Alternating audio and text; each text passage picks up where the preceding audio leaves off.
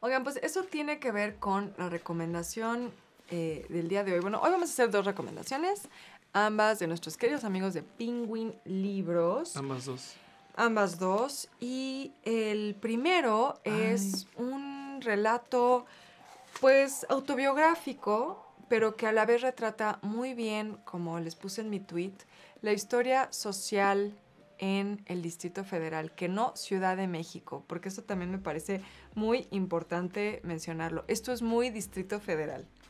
Como el defectuoso. Sí. O sea, pero de verdad muchísimo. Y es... Aplicando la Marta de baile. Qué idiota. J.M. Servín, Mi vida no tan secreta, en el sello Random House.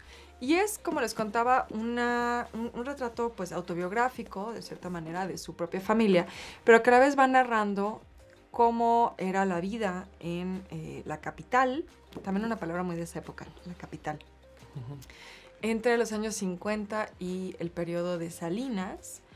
Y va pasando como por distintas épocas de lo que fue ese México, de una manera que creo que es muy interesante de leer, porque es casi como, de pronto, como memorias un poco fragmentadas, como uno va recordando las cosas de su vida, ¿no? Ajá. O sea, como que de pronto me hacía pensar mucho en cómo mi papá contaba sus anécdotas. Como sus anécdotas, ¿no?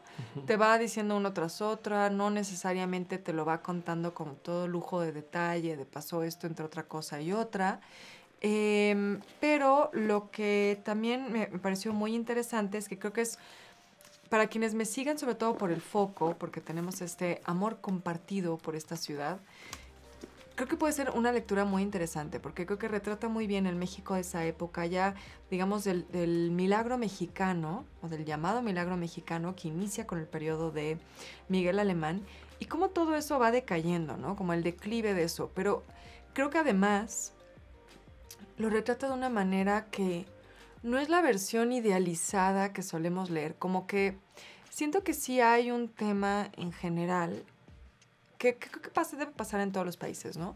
Pero que aquí tendemos a pensar que ese México del cine de oro, que, ¿no? Que todo era maravilloso, que todo era increíble. Sí. Incluso me hizo pensar mucho de pronto en las batallas en el desierto. O sea, creo que es un libro que les puede gustar mucho a quienes sean lectores o hayan sido lectores o que tengan cariño a las batallas en el desierto, que también es un poco autobiográfico, ¿no? Ya, Horacio. Pero sabes que sí las batallas en el desierto, pero desde otra posición. Porque las batallas del desierto es más clase media, clase media. Es muy clase media. Sí, es muy clase media. Esto es más... Esto es más, Esto es más el barril. Es el barrio. Esto es más cochambrito, ¿no? Ajá, exacto. Aquí, perdón, es que nuestro querido Juan Carlos nos manda por WhatsApp, ladran sus niños y me alborotan a los míos. Pero sí que no la chiflen, que es cantada. Perdónenos. Pero sí, efectivamente, o sea, lo que me refiero es que siento que es mucho, sí es ese ambiente, es esa época. Sí. Creo que a quienes les gusta leer las batallas en el desierto porque ven ahí reflejada la ciudad, ajá, o ven ahí reflejada como... Claro. Por ejemplo, a mí me encanta leer las batallas en el desierto y lo he leído un montón de veces porque me hace pensar en la infancia de mi papá, como que me ayuda a imaginarme cómo fue la infancia de mi papá. Mi papá muy también clase media, pues. Es que y es más... Exacto. Ajá, es que me hizo pensar en tu papá. ¿Te acuerdas que yo te dije que deberíamos de hacer eso? Ahí sí, hace como 4 o 5 años. Eso lo deberíamos de hacer. Esta es una idea para un libro. Escríbanos. Penguin. O quien sea. O quien sea. Contar la visión de la ciudad desde la posición de tu papá y desde la posición de mi papá. Un Dickens mexicano tropicalizado. Porque ajá, eso es A Tale of Two Cities, es eso, ajá, de Dickens. Es la parte de fifí y la parte de los bajos fondos. Exacto. ¿no? O sea, pero yo siento que eso está bien interesante. Sí, o sea, es que su papá nació en 1938 y creció en Tepito. Que empede también. Ambos que empeden juntos. Mi papá nació en 1940 y creció en la Nápoles. Exacto. O sea, entonces, como misma época, o sea, contemporáneos, pero dos ciudades muy distintas. Sí, dos realidades muy distintas. Dos realidades. Madre soltera, ¿no? Bueno, en mi caso, casi madre soltera, porque mi abuelo era un cabrón. Perdón, YouTube, yo no puedo decir groserías. Era un cabrito. Pero digamos que Era un conejo. sí había casa chica, casa grande, o como decía mi papá, el Canal 2. El canal, no, había Canal 2. Ahí tenía Cablevisión, Sky, tenía como 50 canales. Tenía televisión satelital el señor. Fútbol total solo por... Todo suscrito a todas las plataformas. Tenía ViX, tenía todo, HBO. Oye, aquí Susi Ramírez dice la versión Fifi y la versión Frufru. ¡No manches! Exacto. Así se tiene que llamar ese libro. Así se tiene que llamar ese libro. Pero bueno, yo tengo un extracto para leerles porque sí me llamó mucho la atención que esto es más... Es como más crudo. O sea, sí creo que justo es para ese tipo de lector que le gusta leer la ciudad, Ajá, ¿no? sí. Pero es más crudo y me gustó eso. Sí siento que de pronto, como les decía, es esto que circula mucho también de pronto en redes sociales, que lo hacemos mucho en Twitter, donde, ay, sí, qué bonita la ciudad en esta foto antigua y todo era maravilloso y bien bonito y perfecto y el milagro mexicano y era un México mejor. Ay, ¿cómo y que todo se el llama mundo ese? vivía bien Ajá. no, o sea, y realmente lo que aquí nos muestra J.M. Servín es que pues su realidad era otra, ¿no? La de su familia era otra. Y me gusta que no tenga toda esa idealización, que creo que nos pasa mucho. Hay incluso un meme, ¿no? De ese del changuito que está así como viendo de lado. O sea, que la gente diciendo, es que en el pasado todo era mejor. Y los historiadores así como de, pues no, mano. Sí. No sé si saben a qué meme me refiero, del changuito que como que voltea a un lado. Pero les quería leer esta parte que pues a mí me pareció como justo... pues muy sintomática de justo cómo pensamos que el México del cine de oro era el México real de esa época. Entonces dice así: la familia llegó al DF, por eso les digo, es que me encanta que más sea el DF. Es que Chava Flores, es Chava eso, Flores, es sí. Sábado Distrito Federal, pero contado... O sea, es que siento que Chava Flores logra hacer lo mismo, pero de una manera simpática. O sea, Sí. que te dice realmente cómo vivía la gente. A ver, espérame. A lo mejor a los que se les va la señal, si están en YouTube, pueden bajarle en el ¿cómo se llama? ¿Engrane? En el engrane, la calidad del video. Igual está muy alta la calidad. Opciones avanzadas y le bajan a 720, por ejemplo. Porque yo lo estoy viendo aquí. Sí, yo lo estoy viendo acá. Lo estamos monitoreando en vivo. Aquí dice mi Lupita Mancilla, la realidad total suena bien. Es que sí es eso, sí es eso. Sí. Es la realidad total, pero justo siento que son como las mismas escenas de Chava Flores. En Chava Flores te parece simpático y te ríes y así, o como la familia Burrón. Sí. Pero creo que Servín lo logra retratar, pues sí, con todos sus matices y con toda su realidad. Claro. Sí, no era, o sea, tampoco quiero decirles que se van a bajonear, ¿no? O que es Oliver Twist, ¿no? Donde todo está muy, muy de la tiznada, no. Pero sí me gusta que le quita todo ese velo de idealización y de romantización y justo como dice Enrique Estrada, sin romanticismo, exacto. Ahí les va. Este es el extracto que me gustó para leer. Sí, exacto, 480. Ajá, a ver, te escuchamos. Atentos, amigos. La familia llegó al DF justo cuando el cine mexicano dejó de idealizar la revolución.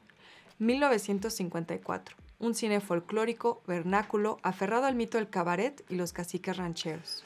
De madrecitas abnegadas y solapadoras de machitos a la cruz de la Garza y Garza. Eran tránsfugas de todo, por eso el cine mexicano nunca les gustó, sobre todo a Lucio. Charritos y ficheras, así lo definía. En la colonia Morelos, la familia convivió con la plebe burlesca, promiscua y altanera. Se asentaron en la calle de Plomeros. Carne de vecindad. Nada que ver con los peladitos ocurrentes que personificaron Cantinflas o Medel. Para la familia, la ciudad era una alerta continua de peligro, de rencillas callejeras y chismes. Nadie era mejor ni peor que los demás. Todas las familias luchaban por la vida más o menos en las mismas condiciones. A todos los afectaba el desempleo o los trabajos temporales mal pagados. Ocupaciones inciertas y con un pie en la delincuencia o la tranza. problemas económicos y visitas frecuentes a las casas de empeño cercanas a pignorar radios, alguna prenda, una alhajita heredada. Ingresos a reclusorios por riñas, robo u homicidio imprudencial. Los niños, siempre hambriados y ocupados en actividades de adultos, aprendieron a empeñar en el Monte de Piedad, sobre todo en sus sucursales del Carmen y en la Casa Matriz. Aceptaban casi cualquier cosa. Vivir incómodos y apretados en cuartos de 2 habitaciones, a veces con baño compartido y piso de tierra. Pulquerías, cabaretuchos y prostitutas como entretenimiento masculino. Pulquerías y prostitución como opciones femeninas. A mi padre le gustaba rifarse a golpes. Ganes o pierdes, no hay que dejarse porque te ven la cara de pendejo, decía cuando regresaba desfajado y con golpes en la cara.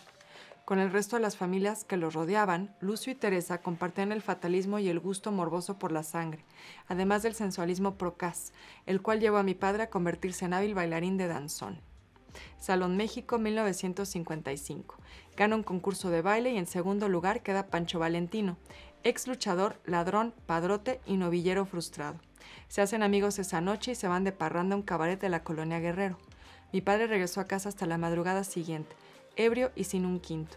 Mi madre lo había mandado buscar por todas las cantinas del rumbo con Rosa María, Raúl y Beatriz, los 3 hijos mayores. En una de ellas les dijeron que a mi padre se lo había llevado la Julia por levantar una piruja en la calle de Rivero. Sí, es que es... ¿Y sabes qué pasa? Siento que también... que muchas veces cuando ya eres grande, como que romantizas el pasado, ¿no? O sea, yo me acuerdo de escuchar a mi papá hablar de sus vivencias o a mis tíos. Justo de la vecindad en la que vivían. Sí, de la vecindad. Y todo eso, ¿no?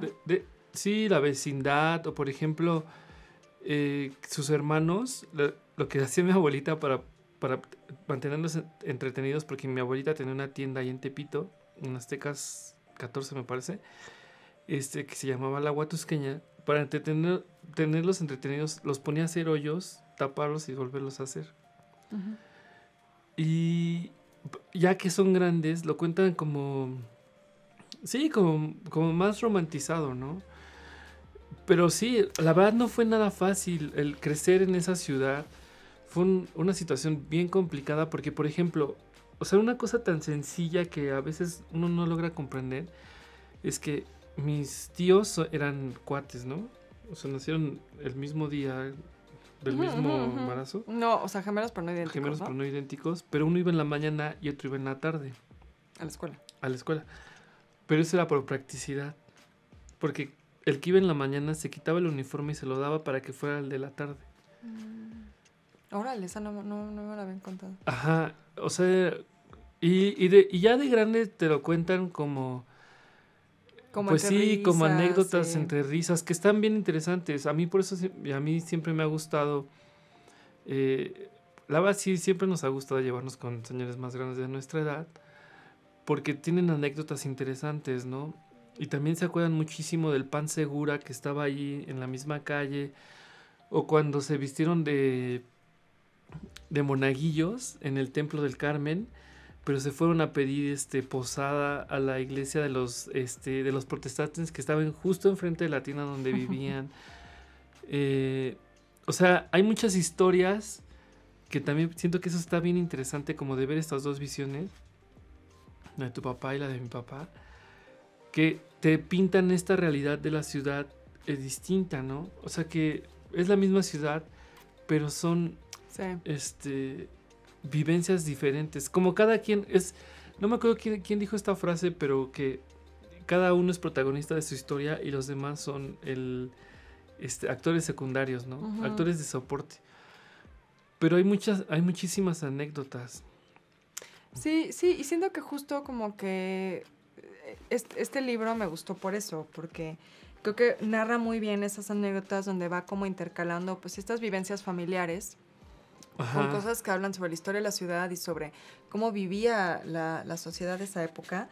Y pues sí, la verdad es que luego dice cosas como, por ejemplo, aquí, el universo de nosotros los pobres reales, ¿no? Justo como realmente se vivía. Sí, como realmente se vivía. Y no sé, como justo esta parte de los golpes, creo que quizás como la que más me gustó, porque me recordaba mucho a la anécdota que que contaba tu papá que cuando llegó a la vecindad y los otros niños, porque ellos eran de Veracruz, ¿no? Entonces cuando Ajá. llega a la vecindad de muy niño y que los otros niños lo golpearon, Sí, que tu mamá le dijo que, mi abuelita. perdón, tu abuela, que aprendiera a pelear y que como que pégales, yo te saco luego de la cárcel, pero tú defiéndete, Ajá, ¿no? sí, sí, no, Alguna cosa ajá, así le sí, sí, dijo. le dijo como, tú defiéndete y pégales. Si los matas, yo te saco de la cárcel. Es una O cosa sea, así. justo como es, pues sí, ese, que sigue siendo muy así, me imagino, en muchos barrios de la ciudad, donde pues las cosas se resuelven a golpes, que es algo que, bueno, más adelante en este capítulo continúa, ¿no? ¿Y sabes qué pasa? Bueno, aquí yo voy a empezar a hablar de unas cosas que, por ejemplo, en Twitter, de eso que siempre hay gente que condena muchas cosas que no se resuelven a golpes. P- eh, Mi papá creció así. Ujú, En el barrio se resolvían las cosas a golpes. O ujú. sea, y a mí, yo la verdad, yo nunca me peleé. O sea, no hubo, sí hubo oportunidades que me podía pelear. Y pues sí, le entraba, ¿no? Pero no, nunca llegué en realidad así a los golpes. Pero los golpes es una constante de solución de conflictos en contextos así. O sea, yo me acuerdo cuando íbamos a jugar a la cabeza de Juárez, también, ese también es otra historia muy interesante, que está chistosa, que era la liga de la Secretaría de Hacienda, el equipo donde jugaba, que llevaba mi tío, que era, pues trabajaba ahí en Hacienda, se llamaba Ingresos Mercantiles, ya lo hemos contado aquí, y la llevaba un doctor, y estaba como todas estas partes, y a veces los partidos terminaban en golpes, Ujú. porque se calentaban las cosas y terminaban siempre en golpes. Y mi papá, sí, la verdad, a veces utilizaba como recurso, pues llegar a los Y cates, ¿no? palabras altisonantes. Y palabras altisonantes. Fíjate que aquí hay otra frase que me pareció maravillosa en este mismo capítulo, que bueno, de cómo se vivía en las vecindades, ¿no? Continúa diciendo que el matrimonio de sus padres se muda a una vecindad en Argentina 86. Y por acá dice, dentro de la vecindad, en el patio general, la familia aprendió a convivir a regañadientes con vecinos desconfiados y violentos. Había un amplio poder de negociación en los pleitos a golpes, ¿no? Lo que dices, que las cosas se resolvían Sí. a golpes, ¿no? Sí, pues es que sí te tendrías que defender, ¿no? La verdad, los niños suelen ser muy crueles. Y también me gustaría mencionar Bueno, que no es que estemos aquí, haciendo una apología a la sobre la violencia. no, Solo es, o solamente es sea, un solo es, contexto. y, por ejemplo, o sea, como que hay muchas cosas aquí que creo que hablan de, sí, de cómo era pues ese mundo, ¿no? En el que justo nos pintan, a ver, y los historiadores también lo hacemos. Hablamos del milagro mexicano y cómo, ay, sí, se construyeron todas estas cosas. Hizo el viaducto y las unidades habitacionales y luego el Ujú, metro ujú. y todo era padrísimo y había mucha prosperidad. Y no era así para todos, ¿no? Y de No, hecho hay una parte donde Servín lo aborda directamente que dice que era el milagro económico de Echeverría y que en realidad no era así y que una Navidad pues comieron romeritos con pan blanco Bimbo porque era lo más decente que pudieron prepararse, ¿no? O aquí también otra cosa que me hizo recordar mucho como esa época, que justo hace poco lo estábamos abordando en el foco, en algún otro capítulo dice, en casa había guantes de boxeo, mi padre y Tamayo nos enseñaron a usarlos. Era tan importante como desconfiar de los extraños. O sea, justo como era la época del box, ¿no? Lo que se veía era sí, box. sí, lo que se veía era box. Sí, pues rentaban televisiones. Incluso bueno, en esa época uno de mis tíos, él nació en el 28, él peleó en los Guantes de Oro. Y hay una anécdota que está festejando con sus amigos en una cantina de ahí del barrio. Y llega, después de haber ganado una de las peleas de los Guantes de Oro. Bueno, y mi abuelito, por parte de mi mamá, también peleó, era boxeador. Y que de repente le avientan así un vaso. Y que Ah, sí. se quitó. Y ya bien acá, bien caliente, dijo, ¿quién fue? ¿Quién fue? Y toma la que era mi abuelita. Y que se lo lleva de la cantina. También me recordó, ¿sabes qué? Que con el fallecimiento de Vicente Fernández, Gisito, José Ignacio Lanzagorta, puso que se muere el último de los protagonistas y cantantes que en la añoranza de los estados. Porque mucho del cine mexicano de esa época, como del cine de oro, pero Ujú, los tres huastecos, las películas de Pedro Infante y todo eso es la añoranza del terruño, ¿no? De la patria chica, como le dicen. claro. Y de la tierra. Siempre, que es algo muy bonito de México. Que siento que no sé, me acuerdo que alguna vez lo estábamos platicando con Nilan Semo. no, es Que no la me gente acuerdo. dice que se va a su tierra. Sí, se va a su tierra. Eso es como muy bueno. Eso es como el arraigo, ¿no? Ujú. Sí, sí, sí, que no puedes perder eso. Digo, obviamente él dijo algo mucho más brillante que, Sí, que cualquier obviamente, cosa que yo sí. pueda articular. Él se fue a Heidegger y el Dasein y no sé qué, y el ser ahí, y la tierra y no sé. Pero eso de Claro. voy a mi tierra es muy bonito. Sí, y por ejemplo, eso decía mi papá, que se iba a la tierra. Que Ujú. me voy a mi tierra, ¿no? Sí, O sí, mi sí. abuelita también. Sí, que es tu pueblo, ¿no? Ajá, y ahorita muchas. ¿Y qué pasa con muchas familias o los chilangos, ¿no? Que los abuelos, los papás vienen de fuera y tú ya naces aquí. O sea, yo ya nací aquí. Sí, que es Pero, un poco la historia de Servín, ¿no? Él cuenta que su exacto. familia llega a la ciudad, pero él ya nace aquí, Ajá, mi nace por papá nació la iglesia de en la Constitución. Huatusco, Veracruz, Ujú. cuna del Chango Cabral. Y alguna vez capital del 4 veces heroico estado de Veracruz. Y se vienen y ya nazco acá. Y sí hay hablando del cine, sí hay como una diferencia entre el cine que es esta añoranza del terruño de la tierra y del cine más crudo, más urbano, que es el cine donde sale Agustín Lara, Salón México el sería Salón un poco más México, eso, ¿no? ajá, exacto. Y las del Como Los Indio, Olvidados. O sea, Los Olvidados también esa es la sí, Los crudeza Olvidados del... es, sí, totalmente la crudeza de la ciudad, ¿no? Pero fíjate que eso sí, ahí hay un diálogo bien interesante, no lo había pensado. Pero hay un diálogo muy interesante entre este libro y Los Olvidados, creo.